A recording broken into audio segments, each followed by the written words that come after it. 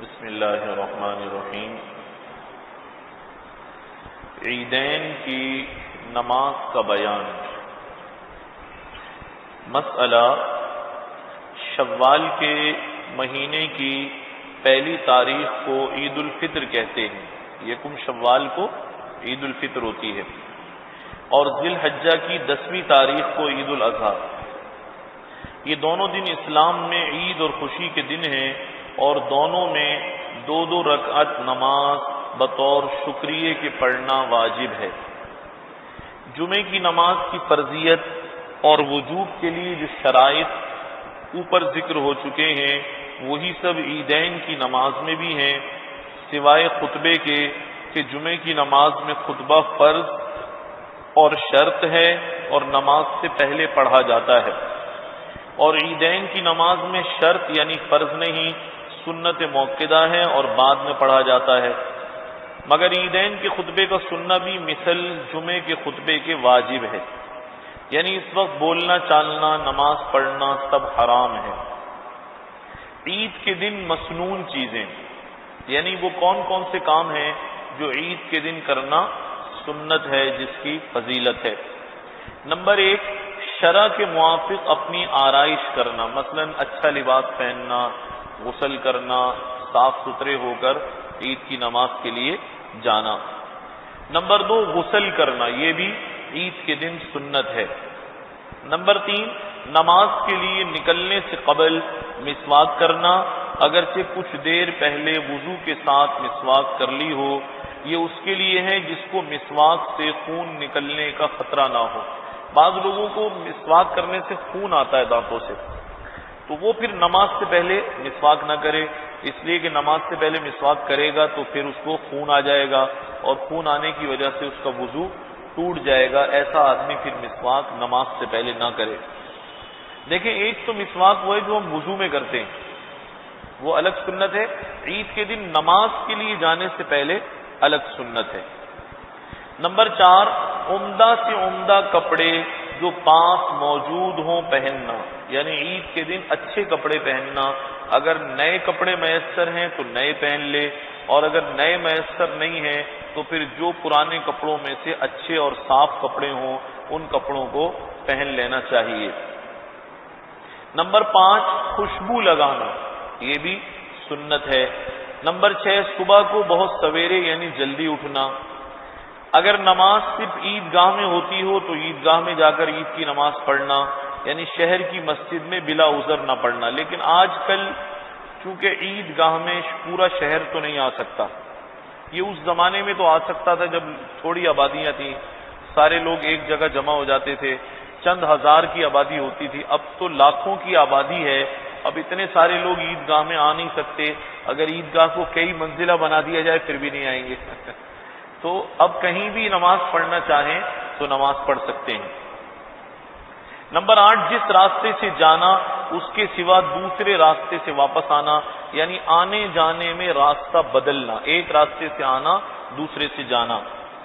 Number 9، پیدل جانا، اگر کوئی عذر نہیں ہے، بہت زیادہ دور نہیں ہے تو بہتر یہ ہے کہ پیدل چلا جائے، لیکن واجب نہیں ہے۔ نمبر 10، راستے میں اللہ اکبر لا الہ الا اللہ واللہ اکبر وللہ الحمد کہتے جانا، یعنی تکبیرات تشریق پڑھتے جانا۔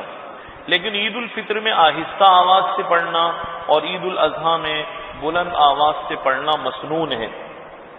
نمبر 11، عید الفطر میں نماز عید کے لیے جانے سے پہلے کوئی میٹھی چیز کھانا، یہ عید الفطر میں سنت ہے۔ کھجور یا چھوارے طاق عدد میں کھانا افضل ہے، ورنہ جو میٹھی چیز مل جائے۔ اچھا، یہ بھی اس سے سمجھ میں آیا، ہمارے زمانے میں آج کل لوگ سوئیاں پکانا ضروری سمجھتے ہیں عید الفطر میں، تو اس سے پتہ چلا کہ سوئیاں سنت نہیں ہے، صرف کوئی بھی میٹھا سنت ہے۔ اگر کچھ نہ ہو تو انسان 1-2 کھجوریں کھا لے، اس سے بھی سنت ادا ہو جائے گی۔ بعض گھروں میں یہ غلط فہمی ہے، وہ سمجھتے ہیں کہ یہ سوئیاں پکیں گی تو سنت ادا ہوگی، اور اگر یہ نہیں پکیں گی تو سنت ادا نہیں ہوگی۔ یہ ضروری نہیں ہے، میٹھا کھا لینا کافی ہے، ورنہ جو میٹھی چیز مل جائے۔ عید الاضحیٰ میں عید کی نماز تک کچھ نہ کھائے، اگرچہ قربانی نہ بھی کرنی ہو لیکن اگر کچھ کھا لیا تو مکروہ نہیں۔ قربانی کرنے والے کے لیے مستحب ہے کہ وہ اس روز سب سے پہلے اپنی قربانی کا گوشت کھائے، بشرطے کہ قربانی پہلے دن ہو رہی ہو اور جلدی ہو رہی ہو۔ ہمارے ہاں کچھ لوگوں نے اس کو بھی ایک نیا مسئلے کا رنگ دے دیا ہے۔ میں اس لیے سمجھا رہا ہوں کہ یہ چیزیں ہمارے معاشرے میں بکھری ہوئی ہیں، پھیلی ہوئی ہے۔ تو کچھ لوگ یہ سمجھتے ہیں کہ عید الاضحیٰ والے دن جب تک قربانی کا گوشت نہ آ جائے اس وقت تک روزہ رکھا جاتا ہے۔ بعض گھروں میں، بعض خاندانوں میں اور بعض علاقوں میں اسے باقاعدہ روزے کا نام دیا جاتا ہے کہ جب تک قربانی نہ ہو جائے، اس کا گوشت نہ آ جائے، روزہ ہے۔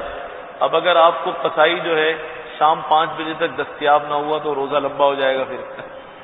ایسا نہیں ہے۔ عید الاضحیٰ کے دن اور عید الفطر کے دن روزہ رکھنا حرام ہے، اسے روزہ نہیں سمجھنا چاہیے۔ یہ بہتر ہے کہ پہلا کھانا اپنی قربانی کے گوشت سے کھائے، لیکن اس کا مطلب یہ نہیں کہ پانی بھی نہیں پی سکتا، چائے بھی نہیں پی سکتا، ایسا نہیں ہے۔ اس کو مکمل روزہ نہ بنا سکتے ہیں، نہ اسے مکمل روزہ سمجھنا ٹھیک ہے۔ کافی پرانی بات ہے، کچھ لوگوں کو میں نے دیکھا کہ وہ بڑے پریشان بیچارے ہانپتے کانپتے قصاب کو تلاش کر رہے ہیں۔ میں نے کہا بھائی خیر تو ہے، کہنے لگے صبح سے روزہ رکھا ہوا۔ میں نے کہا روزہ کیوں رکھا ہوا ہے؟ کہا جی ہم نے سنا ہے کہ اس دن تو جب تک قربانی نہ ہو جائے روزہ ہوتا ہے۔ اب دیکھیے یہ روزہ تو حرام ہے، عید کے دن روزہ رکھنا حرام ہے، اس لیے پانی پینا یا چائے پینا یہ منع نہیں ہے، اور یہ بھی صرف بہتر ہے، یہ بھی واجب نہیں ہے کہ اپنی قربانی کا گوشت پہلے کھائے۔ نمبر 12، عید الفطر کی نماز دیر کر کے پڑھنا مسنون ہے اور نماز سے پہلے صدقۃ الفطر ادا کر دے، اور عید الاضحیٰ کی نماز سویرے یعنی جلدی پڑھنا مسنون ہے تاکہ اس کے بعد انسان قربانی کر سکے۔ تنبیہ، رسول اللہ صلی اللہ علیہ وسلم کے زمانے میں مدینہ منورہ کی 3 جانب کھجور کے درخت اور عمارتیں تھیں۔ جہاں اس وقت مسجد نبوی ہے آج کل، اصل میں پورا مدینہ شہر اتنا ہی تھا، جتنی مسجد نبوی ہے یہ پورا کل مدینہ شہر تھا، اور بالکل اس کے قریب قریب کناروں پر کھجور کے باغ شروع ہو جاتے تھے۔ جیسے ہم شہر سے نکلتے ہیں تو کھجور کے باغات ہیں، آج کل کے شہر تو بہت بڑے ہیں، حتیٰ کہ یہ جو جنت البقیع ہے یہ بھی آبادی سے باہر شمار ہوتی تھی، اصل آبادی جتنی بھی تھی وہ یہیں تھی۔ اس کے بعد دیہات اور عوالی کے علاقے تھے، یعنی مدینہ شہر سے ہٹ کر شمار ہوتے تھے، وہاں آبادیاں تھیں۔ 3 جانب کھجور کے درخت اور عمارتیں تھیں جن کی وجہ سے شہر کی حفاظت ہوتی تھی۔ ایک جانب کھلی ہوئی تھی، اس ایک جانب غزوہ خندق میں خندق کھودی گئی تھی۔ مسجد نبوی اور عیدگاہ کے درمیان 500 انگریزی گز کا فاصلہ تھا، کچھ بھی فاصلہ نہیں ہے۔ مسجد نبوی سے عیدگاہ کے درمیان صرف 500 انگریزی گز، جس کو آپ یہ سمجھ لیجئے کہ ½ کلومیٹر، آدھا کلومیٹر کا فاصلہ تھا۔ اب یہ فاصلہ تو کچھ بھی نہیں بنتا، اس لیے کہ مسجد نبوی کی چاروں طرف سے پیمائش کریں تو کئی کلومیٹر بن جاتا ہے۔ اس لیے میں نے عرض کیا کہ کل مسجد نبوی اس زمانے میں جتنی تھی، آج جتنی ہے اتنا کل مدینہ شہر تھا۔ مدینہ منورہ کی شہر پناہ یعنی دیوار جو رسول اللہ صلی اللہ علیہ وسلم کے بعد بنی، عیدگاہ اس شہر پناہ کے باہر تھی۔ اس سے معلوم ہوا کہ آپ صلی اللہ علیہ وسلم کے دور میں عیدگاہ آبادی کے مکانات سے باہر تھی۔ اصل عیدگاہ اسی کو کہتے ہیں جو شہر سے باہر ہو۔ پہلے کسی زمانے میں ہماری یہ عیدگاہ جو شروع میں جب ہمارے آباء و اجداد بڑے ہندوستان سے آئے تو وہ بتاتے ہیں کہ یہ شہر میں نہیں تھی، بالکل باہر سنسان علاقہ شمار ہوتا تھا، دور شمار ہوتا تھا، لیکن ایک وقت ایسا آیا کہ یہ بالکل شہر کے بیچ میں آ چکی ہے اور چاروں طرف اس کی آبادی ہے۔ مسئلہ شہر کے اندر جو کھلے میدان ہو اس میں نماز عید ادا ہو جائے گی، اصل سنت ادا نہ ہوگی، یعنی باہر نکل کر پڑھنے کی۔ عیدگاہ جو پہلے آبادی سے باہر ہو پھر آبادی کے بڑھنے سے آبادی کے اندر آ جائے تو الصحرا یعنی آبادی سے باہر عید پڑھنے کی اصلی سنت ادا نہ ہوگی، البتہ عید کی نماز ہو جائے گی۔ آج کل کسی بھی شہر میں اصل مقام پر عیدگاہ نہیں ہے، جتنی عیدگاہیں تھیں جو شہر سے باہر ہوا کرتی تھی وہ سب آبادی میں آ گئی ہیں۔ اب نماز عید ادا ہو جائے گی، اب مجبوری ہے انسان شہر سے باہر جانا چاہے تو پھر بہت زیادہ باہر نکلنا پڑے گا جو تکلیف سے خالی نہیں ہے۔ اگر آبادی بہت بڑھ جائے اور کسی ایک جگہ شہر کی آبادی کا جمع ہونا تقریباً محال ہو تو اظہار شوکت کے لیے آبادی سے باہر شہر کے مختلف حصوں کے لیے عید کی نماز کا اہتمام کیا جا سکتا ہے، مثلا 2، 4 یا 8 مقامات پر۔ بہرحال یہ افضل ہے، واجب نہیں، جیسے آج کل کرنا پڑتا ہے ایک سے زیادہ مقامات پر، بلکہ 40-50 مقامات پر نماز عید ادا ہوتی ہے۔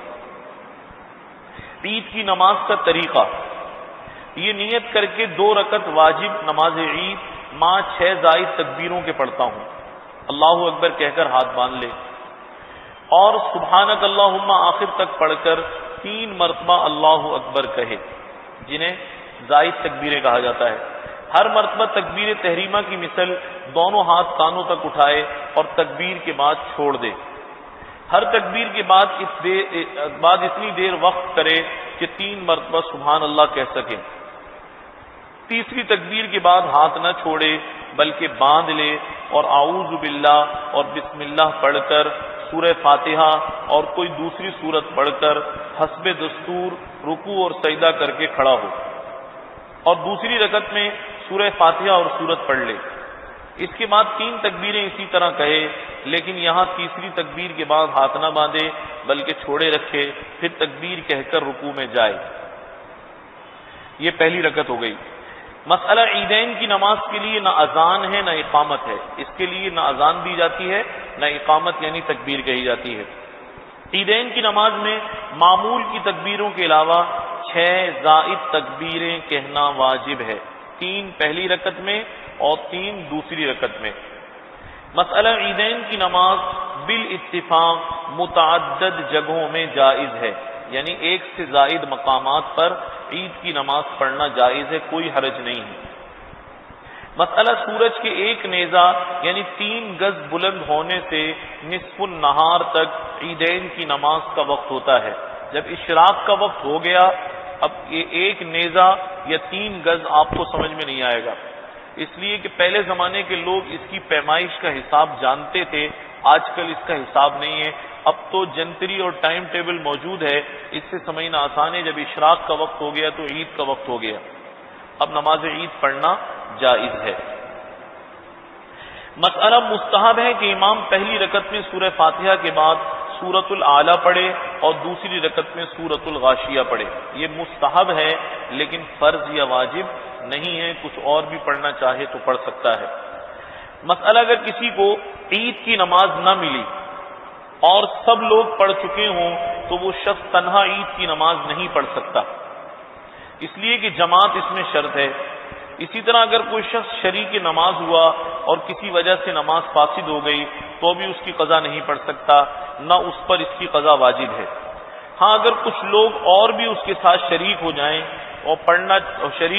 تو پڑھنا واجب ہے۔ مثلا کافی سارے لوگوں کی نماز نکل جائے، ایک مجمع بچ گیا اور اب وہ سوچ رہے ہیں ہم نماز کیسے ادا کریں، اگر کوئی امام میسر ہو، نماز پڑھانے والا ہو اور نماز پڑھا دے تو ان کی نماز عید ہو جائے گی۔ آج کل تو اس مسئلے کی ضرورت نہیں پیش آتی، اس لیے کہ عید کے بہت سارے اجتماعات ہوتے ہیں، ایک جگہ سے نکلے تو دوسرے میں، دوسرے سے نکلے تو تیسرے چوتھے میں جا سکتا ہے۔ مسئلہ عیدین کے خطبے میں تکبیر سے ابتدا کرے، پہلے خطبے میں 9 مرتبہ اللہ اکبر کہے، دوسرے میں 7 مرتبہ۔ عید الفطر کے خطبے میں صدقہ فطر کے احکام اور عید الاضحیٰ کے خطبے میں قربانی کے مسائل اور تکبیر تشریق کے احکام بیان کرنا چاہیے۔ مسئلہ جہاں عید کی نماز پڑھائی جائے وہاں اس دن کوئی اور نماز پڑھنا مکروہ ہے، صرف عید کے دن اس جگہ عید ہی کی نماز پڑھی جائے گی، اس دن نماز اشراق یا کوئی نفل نماز یا دوسری نماز وہاں پر نہیں پڑھی جائے گی۔ ہاں بعد نماز گھر میں آ کر، نماز سے پہلے بھی اور بعد بھی، بعد نماز گھر میں آ کر نماز پڑھنا مکروہ نہیں، اور عید کی نماز سے قبل گھر میں بھی مکروہ نہیں۔ مسئلہ عورتیں اور وہ لوگ جو کسی وجہ سے نماز عید نہ پڑھیں ان کو نماز عید کی جگہ کوئی نفل وغیرہ پڑھنا مکروہ ہے۔ عید کے دن عید مبارک کہنا جائز ہے، عید کے دن عید مبارک کہنا جائز ہے، منع نہیں ہے۔ بعض لوگ کہتے ہیں جی بدعت ہے، بعض لوگ کہتے ہیں بدعت ہے، بدعت نہیں ہے۔ اگر ہم ہر چیز کو بدعت کہیں گے تو بھائی پھر تو کچھ بھی نہیں بچے گا۔ بدعت وہ چیز ہوتی ہے جسے دین کا حصہ سمجھ کر لازم کر لیا جائے۔ ہم کسی بھی چیز کی مبارکباد دیتے ہیں خوشی کی وجہ سے دیتے ہیں، یہ سمجھ کر نہیں دیتے جیسے عید کی نماز ضروری ہے ایسے عید مبارک کہنا بھی ضروری ہے، یا ہر شخص کو عید مبارک کہنا ضروری ہے۔ بہت سارے رشتہ دار نہیں مل پاتے، انسان ان کو عید مبارک نہیں کہہ پاتا، تو اس کو کوئی بھی ضروری نہیں سمجھتا، یہ محض ایک روایت ہے اور ایک خوشی کا جملہ ہے۔ ہاں اگر کوئی اس کو واجب سمجھ لے جیسے عید کی نماز کو واجب سمجھا جاتا ہے تو پھر بدعت بن جائے گا۔ جب تک واجب نہیں سمجھتے عید مبارک کہنا جائز ہے، کوئی حرج نہیں ہے۔ عید کی نماز کے بعد عید کا ایک عمل سمجھ کر گلے ملنا بذات خود ایک بے موقع عمل ہے، حالانکہ دین میں مصافحہ اور معانقے کا موقع متعین ہے۔ کسی سے کچھ وقفے کے بعد ملے تو اس سے مصافحہ کرنا مسنون ہے، اور جس سے طویل وقفے کے بعد ملے اس سے معانقے کا موقع، جس سے طویل وقت کے بعد ملے اس سے معانقہ کیا جا سکتا ہے۔ لازم نہ سمجھے تو گلے ملنے میں کوئی حرج نہیں۔ میں نے جیسے ابھی بات کہی، اگر ان چیزوں کو لازم نہ سمجھیں، عید کے لوازمات کے برابر درجہ نہ دیں تو گلے ملنا جائز ہے، منع نہیں ہے۔ لیکن اگر کوئی یہ کہے کہ بھائی آپ آئے تھے، آپ نے مجھ سے گلے نہیں ملے، آپ کی عید ہی نہیں ہوئی، یا آپ نے عید کا ایک واجب چھوڑ دیا ہے، تو اس کا مطلب ہے پھر اس نے اس کا درجہ بڑھا دیا، اس کو اس نے ضرورت سے زیادہ اوپر کر دیا، یہ ٹھیک نہیں ہے۔ ہاں ویسے خوشی سے کوئی گلے مل لے تو منع نہیں ہے۔ عید کی نماز کے اجتماع میں دعا کرنا جائز ہے، یہ دعا نماز کے متصل بعد یعنی خطبے سے پہلے ہو یا خطبے کے بعد ہو، دونوں طرح جائز ہے، لیکن ان میں سے صرف ایک موقع پر کی جائے گی۔ نمبر 4، عید کی نماز پڑھتے ہوئے وضو ٹوٹ جائے اور وضو میں مشغول ہونے سے نماز کے فوت ہونے کا اندیشہ ہو تو تیمم کر کے نماز میں شامل ہو جائے۔ مثلا آپ عیدگاہ میں کھڑے ہیں، وضو ٹوٹ گیا، اب آپ کو پتا ہے کہ وضو خانہ اتنا پیچھے ہے کہ اگر میں یہاں سے نکل کر وضو خانے گیا اور پھر واپس صفوں میں آنے کے لیے چلا تو نماز عید ختم ہو جائے گی۔ اب یہ کہیں بھی پاک مٹی یا پتھر سے تیمم کر کے نماز پڑھ لے، اس کی نماز ہو جائے گی۔ یاد رکھیں ہر وہ نماز جس کا کوئی بدل نہ ہو، جس کا کوئی بدل نہ ہو اور وہ نکلنے کا اندیشہ ہو، اسے تیمم کر کے پڑھا جا سکتا ہے پانی ہونے کے باوجود بھی۔ عید کی نماز کا کوئی بدل نہیں ہے، اگر نکل گئی تو آپ اس کو قضا بھی نہیں کر سکتے، دوبارہ بھی نہیں پڑھ سکتے، کوئی اور طریقہ بھی نہیں ہے، لہذا اس کا تیمم کرنا جائز ہے۔ نمبر 5، عرب میں عید پڑھ کر آئے اور پاکستان میں اگلا دن عید کا ہو تو پاکستان میں عید کی نماز پڑھے، البتہ احتیاط اس میں ہے، ایسا شخص پاکستان میں عید کی نماز میں امامت نہ کرے۔ جو وہاں بھی عید کی نماز پڑھ کر آ چکا ہے، یہاں آئے تو یہاں بھی پڑھ لے لیکن امام نہ بنے، باقی انشاءاللہ بعد میں ہوگا۔